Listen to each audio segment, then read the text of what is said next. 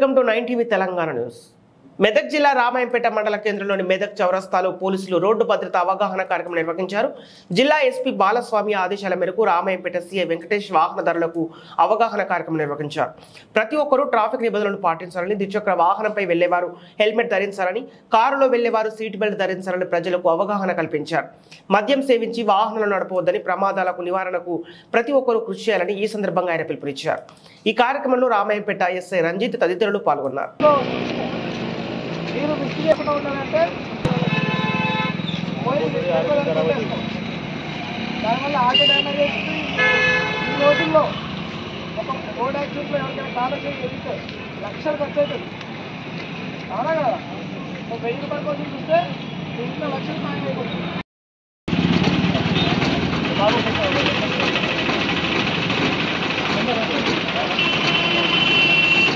Road భద్రత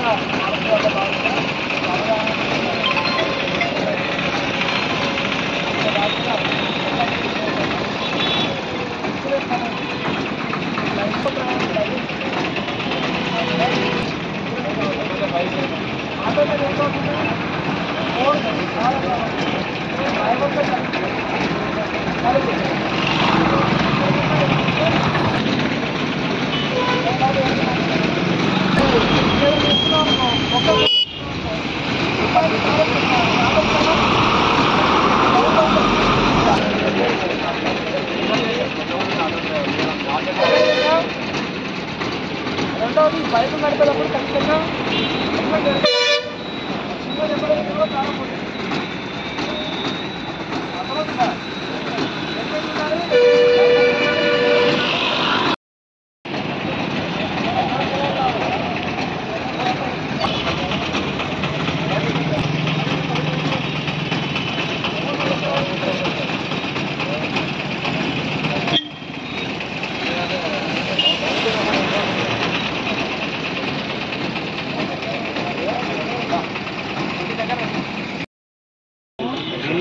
ఈరోజు Ramayampet PS పరిధిలోని పోలీస్ స్టేషన్ వద్ద గౌరవ ఎస్పీ గారి ఆదేశాల మేరకు రోడ్డు భద్రతా వారోత్సవాలు మీటింగ్ పెట్టడం జరిగింది.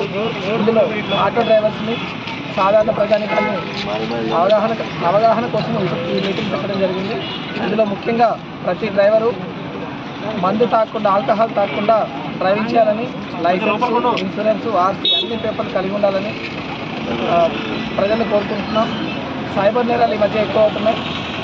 ఎట్టి పరిస్థితుల్లో మీ ఓటీపీ కానీ, మీ మొబైల్కి వచ్చే ఏదైనా మెసేజ్కి రిప్లై ఇవ్వడం కానీ, ఆ లింక్స్ క్లిక్ చేయడం కానీ చేయకూడదని మా యొక్క విజ్ఞప్తి.